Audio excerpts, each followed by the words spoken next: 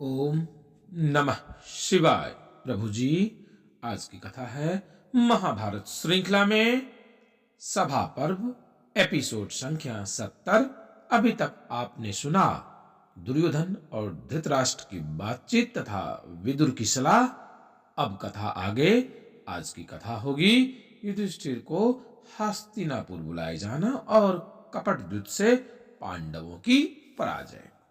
आइए अब कथा को प्रारंभ करते हैं।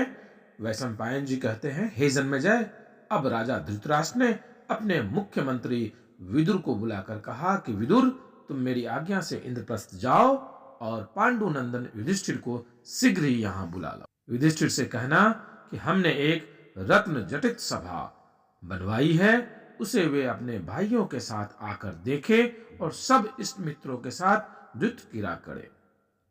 विदुर जी इच्छा न होने पर भी धृतराष्ट्र की आज्ञा से विवश होकर शीघ्रगामी रथ पर सवार हो इंद्रप्रस्थ हो गए। वहां विदुर जी ने कहा, देवराज इंद्र के समान प्रतापी धृतराष्ट्र अपने पुत्र एवं सगे संबंधियों के साथ सकुशल है। आपकी कुशल और आरोग्य पूछकर उन्होंने यह संदेश भेजा है कि युधिष्ठिर, मैंने भी तुम्हारी सभा जैसी एक बड़ी सुंदर सभा बनवाई है। तुम अपने भाइयों के साथ आकर उसका निरीक्षण करो और भाइयों के साथ द्युत क्रीड़ा करो। धृतराष्ट्र का संदेश सुनकर धर्मराज युधिष्ठिर ने कहा, चाचा जी, द्युत खेलना तो मुझे कल्याणकारी नहीं जान पड़ता। विदुर ने कहा, धर्मराज, मैं यह भली भांति जानता हूं कि जुआ खेलना सारे अनर्थों का मूल है।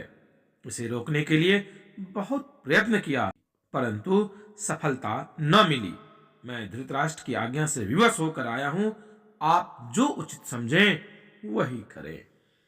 युधिष्ठिर ने कहा, यदि धृतराष्ट्र मुझे न बुलाते तो मैं शकुनी के साथ जुआ खेलने के लिए कदापि नहीं जाता। धर्मराज ने विदुर जी से ऐसा कहकर आज्ञा की कि प्रातःकाल द्रौपदी आदि रानियों के साथ हम सब भाई हस्तिनापुर चलेंगे। दूसरे दिन प्रातःकाल ही सब लोग नित्य कर्म से निवृत्त होकर धृतराष्ट्र की नवीन सभा में गए। जुआ प्रारंभ हुआ। उस समय धृतराष्ट्र के साथ बहुत से राजा वहां आकर बैठ गए थे। भीष्म, द्रोण, कृपाचार्य और विदुर जी भी, यद्यपि उनके मन में बड़ा खेद था। इस प्रकार भयंकर जुआ उत्तरोत्तर बढ़ने लगा। यह अन्याय विदुर जी से नहीं देखा गया। उन्होंने समझाना बुझाना शुरू किया। विदुर जी ने कहा, महाराज, शास्त्रों में स्पष्ट रूप से कहा गया है कि कुल की रक्षा के लिए एक पुरुष को, गांव की रक्षा के लिए एक कुल को, देश की रक्षा के लिए एक गांव को और आत्मा की रक्षा के लिए देश को भी छोड़ना पड़े तो सहर्ष छोड़ देना चाहिए। शकुनी ने कहा, युधिष्ठिर, अब तक तुम बहुत सा धन हार चुके हो। यदि तुम्हारे पास कुछ और बच रहा हो तो दांव पर रखो। युधिष्ठिर ने कहा, शकुनी, मेरे पास असंख्य धन है, मैं सब दांव पर लगाता हूं। शकुनी ने पासा फेंकते हुए कहा, यह लो, जीत लिया मैंने। युधिष्ठिर ने कहा, नगर, देश, भूमि, प्रजा और उसका धन मैं दांव पर लगाता हूं। शकुनी ने पूर्ववत छल से पासे फेंक कर कहा, लो, यह भी मेरा रहा।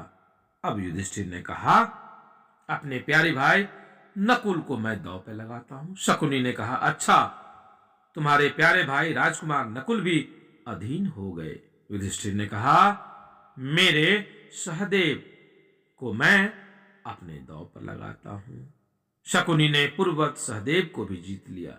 युधिष्ठिर ने कहा, मैं परम प्रतापी संग्राम विजयी अपने भाई अर्जुन को दांव पे लगाता हूं।